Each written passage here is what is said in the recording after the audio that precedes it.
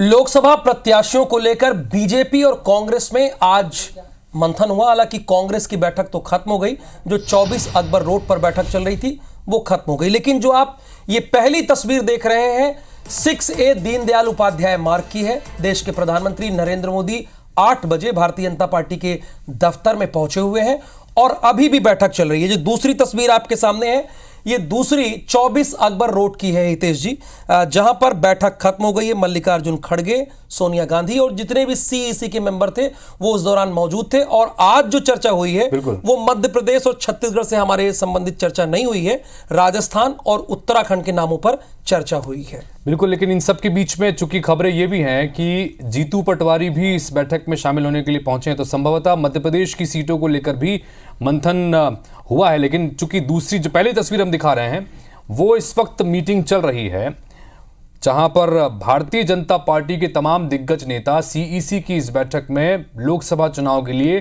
Candidates के चयन के लिए अपनी दूसरी सूची को लेकर मंथन कर रहे हैं। और इसके बाद यह माना जा रहा है कि कल कांग्रेस और बीजेपी दोनों की ही ये सूचियां सामने आ सकती है। इस बैठक में एमपी के प्रदेश अध्यक्ष वीडी शर्मा मौजूद हैं, जो इस वक्त चल रही है।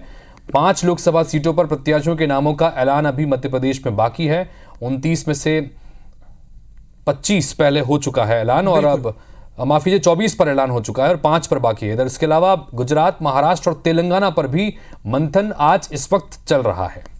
तो 2 मार्च को जैसा कि आपको पता है कि 195 उम्मीदवारों की सूची आई थी और कल बहुत हद तक संभव है कि कई राज्यों के प्रत्याशियों की सूची और आ सकती है।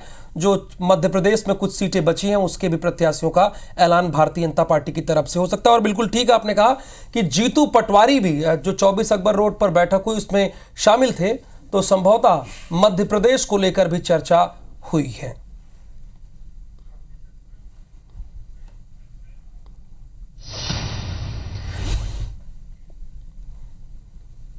क्योंकि हमारी बात हुई है और सभी का एक मत से हमने कुछ डिसीजन लिए हैं, वो अभी डिक्लेरेशन के बाद आपको पता चलेंगे। और बहुत अच्छे माहौल में चर्चा हुई, सभी का एक मत। कमलनाथ के बेटे को भी कहाँ से फीड कर रहे हैं? वो लड़ेंगे या कमलनाथ जी लड़ रहे हैं इस बार छिंदवाड़ा से? छिंदवाड़ा से अभी नकुलनाथ जी का हमने प्रपोज किया है नाम।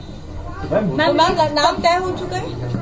नहीं, अभी हमने प्रपोज किया है। मैम, गुना से कोई कैंडिडेट है क्या आपके पास सिंधिया जी के लिए? बिल्कुल है, बहुत तगड़ा कैंडिडेट है। और विदिशा से कौन होगा? विदिशा से भी बहुत अच्छा है, लेकिन वो अभी आज चर्चा में नहीं आया। जो 30% में वो है।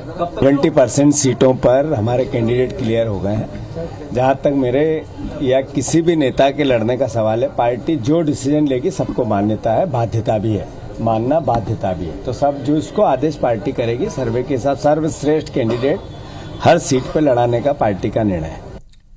देखिए, इससे पता चलता है कि कांग्रेस की कितनी आधी अधूरी तैयारी है।